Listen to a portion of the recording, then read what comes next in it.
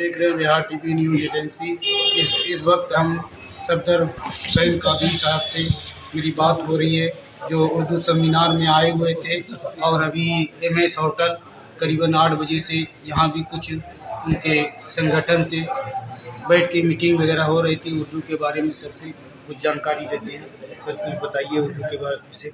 देखिए, उर्दू हमारी मादरी ज़बान है और उर्दू में हम कोशिश करते हैं कि यूनिवर्सिटी में पढ़ाने का मौका मिलता है तो अपने बच्चों को अपनी ज़बान की सलाहियत इतनी पैदा कर दें कि वो कहीं भी अपने लिए रोज़गार का कोई मौका तलाश कर लें और उनसे मेहनत कराते हैं। कोशिश करते हैं कि बीए एमए तो वो करें ही, लेकिन उसके साथ साथ कम्पिटिटिव एग्ज़ाम्स में बैठें और कम्पिटिटिव एग्ज़ाम्स में वो नेशनल लेवल के और स्टेट लेवल के एग्ज़ामिनेशंस क्रैक करें।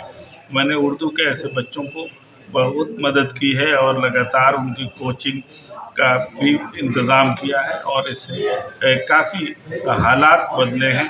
पूरे बिहार में हज़ारों हमारे बच्चे हैं जो पढ़कर अलग अलग नौकरियों में गए।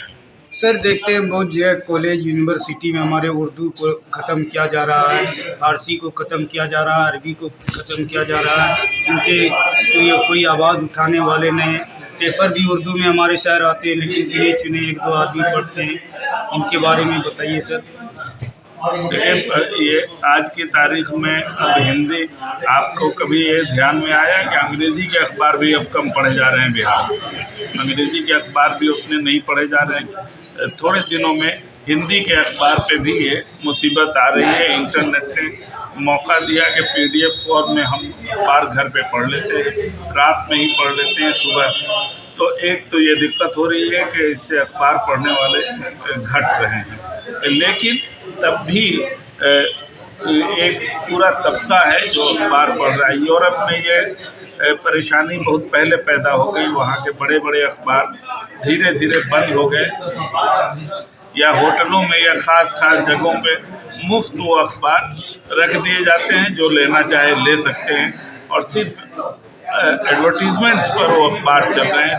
तो ये एक चैलेंज है ऑडियो विजुअल मीडिया और प्रिंट मीडिया के बीच। ये चैलेंज है और हमको अभी झेलना है ये सोसाइटी में। हमारे बिहार टीवी के माध्यम से सर, जो माननीय मुख्यमंत्री नीतीश कुमार को उर्दू के कुछ ऐसे जो मैसेज उनको पहुँचे बिहार सरकार के मुखिया को।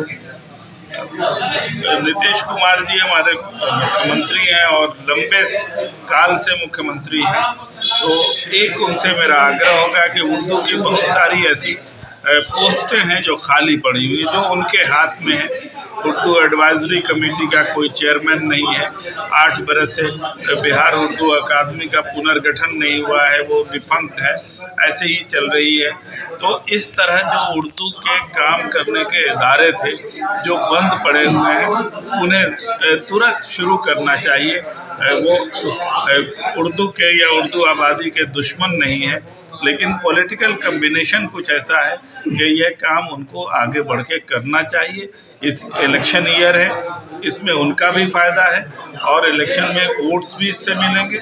लेकिन ये काम ज़रूरी है कि उर्दू के जो छोटे बड़े संगठन हैं आवाज़ उठाते हैं, लेकिन ये आवाज़ सुनी नहीं जाती है। आपके चैनल के माध्यम से मैं उनसे कहना चाहूँगा कि इन इंस्टीट्यूशंस को, इन इदारों को, इन संस्थाओं को पुनर्गठन का काम वो बिल्कुल पहली फुर्सत में करें।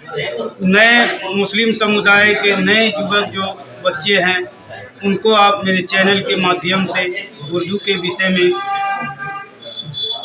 हम नई पीढ़ी को मैं ये कहना चाहूँगा कि सरकार की जितनी योजनाएं हैं, जिसमें हमारे बच्चों के लिए कुछ सहूलतें हैं, कुछ स्टाइपेंड है, कुछ फ्री कोचिंग का जो उनके जहाँ जहाँ मौका है, उसको मेरी गुजारिश होगी कि बच्चे इसको अवेल करें।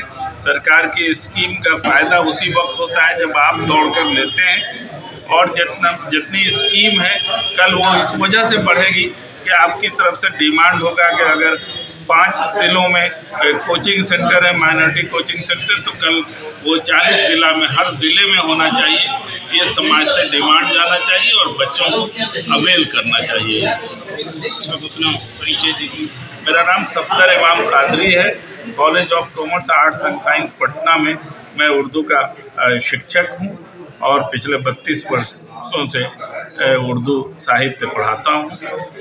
उर्दू साहित्य का एक लेखक हूँ, पत्रकार हूँ और ये काम करता है।